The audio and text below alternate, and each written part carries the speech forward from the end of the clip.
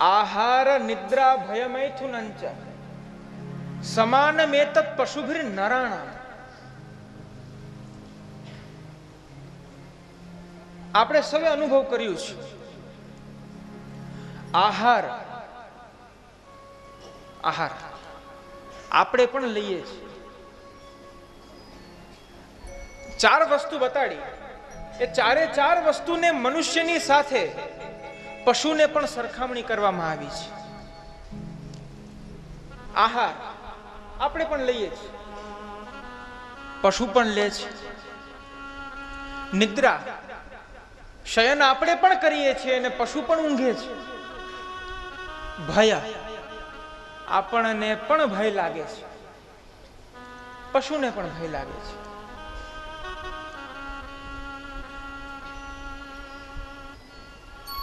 ભય અને મૈથુન આપણે પણ પ્રજોત્પત્તિ કરીએ છીએ, પશુ પણ પ્રજોત્પત્તિ કરે છે. તો આપણામાં અને પશુમાં ફરક શું? આપણામાં અને પશુમાં ફરક શું? ધર્મો હિ એકો અધિક વિશેષો ધર્મેણ હીના પશુભિ સમાના. આ 4 વસ્તુની અંદર આ 4 બાબતો પશુમાં પણ છે, મનુષ્યમાં પણ છે. પરંતુ એક ધર્મ એક એવો વિલક્ષણ છે, એક એવો વિશિષ્ટ છે જે માત્ર મનુષ્ય પાસે છે, જેના આચરણથી મનુષ્ય પશુવત નથી પરંતુ મનુષ્ય બને છે. માટે ધર્મેણ હીના, એ ધર્મથી જે હીન છે એ પશુ સમાન છે.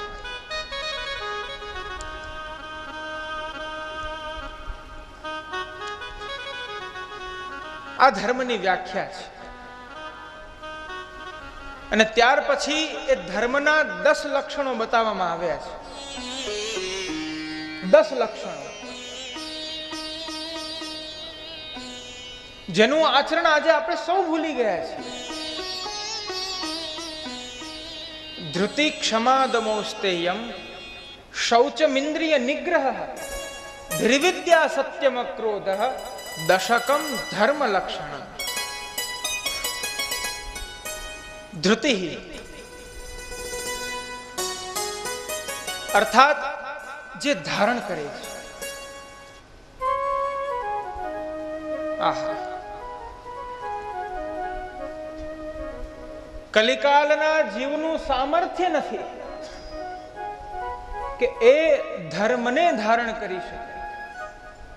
ધૃતિ ભગવાન સ્વયં ધર્મને ધારણ કરીને ભક્તને ધારણ કરાવે છે. વિચાર કરો કે યદિ પુષ્ટિ પુરુષોત્તમની એ પુષ્ટિ લીલા જ ન થઈ હોત, કૃષ્ણાવતાર ઘણા બધા થયા છે. એનું વર્ણન જ્યારે બ્રહ્માજીની સ્તુતિ આવે છે 10મ સ્કંદમાં, જ્યારે બધા ગોવાળિયાઓને બ્રહ્માજી લઈને ચાલ્યા ગયા હતા, પાછા આવ્યા તો જોવે છે તો એ જ બધા ગોવાળિયા, બધું તદ્વદ છે આખું. એ સમયે સુબોધિનીજીમાં શ્રી મહાપ્રભુજી આજ્ઞા કરે છે, કૃષ્ણાવતાર તો દરેક કલ્પમાં થાય છે, પરંતુ સારસ્વત કલ્પમાં જે કૃષ્ણાવતાર થયો છે એ પરિપૂર્ણ અવતાર છે. એની હજી વિશેષ વ્યાખ્યા હું પછી આગળના સત્રોમાં કરીશ. તો ભગવાને પ્રાકટ્ય લઈ અને એ પુષ્ટિત્વને ધારણ કર્યું છે ધૃતિ. ત્યારે આજે આપણે સૌ પુષ્ટિ પુરુષોત્તમને ભજીએ છીએ. શ્રીમદ મહાપ્રભુએ પણ ભગવદ આજ્ઞા અનુસાર આ પુષ્ટિ પરંપરાને પ્રારંભ કરી છે. નહીતર તો શ્રી મહાપ્રભુજી જ્યારે પ્રથમ ભારત પરિક્રમામાં પધાર્યા ત્યારે તો શાલિગ્રામજીની સેવા કરતા. ત્યાં રાજભોગ શયનભોગ ઉત્થાપન ના હોય. ધૂપમાઘ્રાપયામી દીપમાઘ્રાપયામી, વેદ દ્વારા ભગવાનની આરાધના થાય છે. ધૃતિ ધર્મ નું પહેલું લક્ષણ છે કે કોઈ પણ સદવિચારને સદધારણાને એ ધારણ કરાવે છે.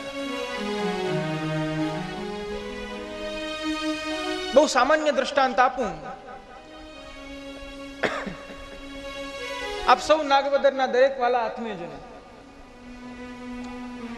આપ સૌના ગળામાં બે કંઠી છે કે નહીં? હા કે ના તો કહો. આમ થોડા થોડા હલતા રહેજો. આપ સૌના ગળામાં બે કંઠી છે. અત્યારના આપણે સૌ નૃત્ય અને ગાયન કરતા કરતા જ્યારે આવ્યા, આપ સૌના મુખની અંદર વલ્લભાધીશકી જેનો એક જય ઘોષ હતો. એ શું પ્રતિપાદિત કરે છે? એ એક સત સંપ્રદાયની પરંપરાને ધારણપણું બતાવે છે. એ જ ધર્મનું પહેલું લક્ષણ છે, ધૃતિ. બીજું છે ક્ષમા.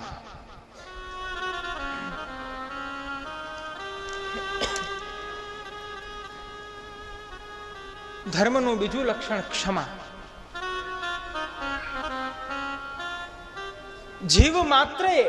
જીવ માત્ર ઉપર ક્ષમાનો આગ્રહ રાખવો.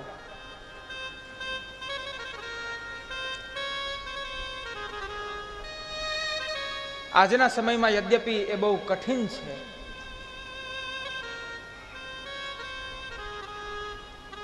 ક્ષમાની આવશ્યકતા ક્યારે પડે જીવનમાં?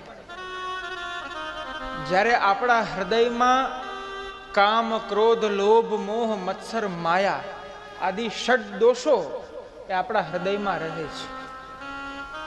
એના દ્વારા આપણે ગ્રસિત થઈએ છીએ. અને એ ગ્રસિત થતા યત્કિંચિત ક્લેશ થાય ત્યારે આપણે ક્ષમા નથી કરી શકતા. સૌથી પહેલા તો પ્રિયજનો, યદિ તમે વૈષ્ણવ છો તો અન્ય વૈષ્ણવની નિંદા છોડી દો, એના દોષ જોવાનું છોડી દો. ભગવાન ગીતામાં આજ્ઞા કરે છે, ઈશ્વરઃ સર્વભૂતાનાં હૃદ્દેશેર્જુન તિષ્ઠતિ. હે અર્જુન, તે ઈશ્વર, તે અનંત બ્રહ્માંડ નાયક ભગવાન પૂર્ણ પુરુષોત્તમ અર્થાત હું સ્વયં દરેક જીવના હૃદયમાં વસું છું. એ દરેક જીવ પોતપોતાની ઇન્દ્રિય દ્વારા આ ચરાચર જગતની અંદર કાર્ય કરે છે, પરંતુ એની ઇન્દ્રિયો પણ મને આધીન છે. આટલું જ નહીં, તે ઇન્દ્રિયોના તત્તદ વિષયી દેવતાઓ પણ મને આધીન છે.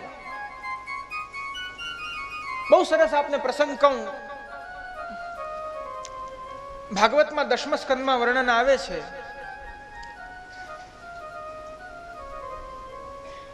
એશામ તુ ભાગ્ય મહિમા ચ્યુતતાવદાસ્તા. બ્રહ્માજી સ્તુતિ કરતા કહે છે કે હે ભગવાન, યદ ઇન્દ્રિય ચશકૈહિ. હે પ્રભુ, હું બ્રહ્મા, એક સુપ્રીમ રચયિતા, એક રચના કરનાર, તેને બ્રહ્મ હૃદય આદિ કવયે એવો હું બ્રહ્મા, હું ખુદને ન્યૂન સમજું છું. હું ખુદને હીન માની રહ્યો છું. કારણ એશામ તુ ભાગ્ય મહિમા ચ્યુતતાવદાસ્તા. હે પ્રભુ, જે આપના ભક્તો છે, જે આ વ્રજના દરેક જીવો છે, એના ભાગ્ય તો જુઓ. યદ ઇન્દ્રિય ચશકૈહિ. હું બ્રહ્મા હોવા છતાં એ ભાગ્યને પ્રાપ્ત નથી કરી શકતો, પરંતુ હું આ મનુષ્યધારી દરેક જીવો માત્રનો ઇન્દ્રિયોનો અધિષ્ઠાતા છું. એની જ્ઞાનેન્દ્રિય, એની કર્મેન્દ્રિય, એનું મન, એનું સંચાલન હું કરું છું, કારણ કે હું બ્રહ્મા છું. બ્રહ્માનો અર્થ જ દરેક ફેલાવવું, દરેક સ્થાને ફેલાવવું, કણ કણમાં ફેલાવવું.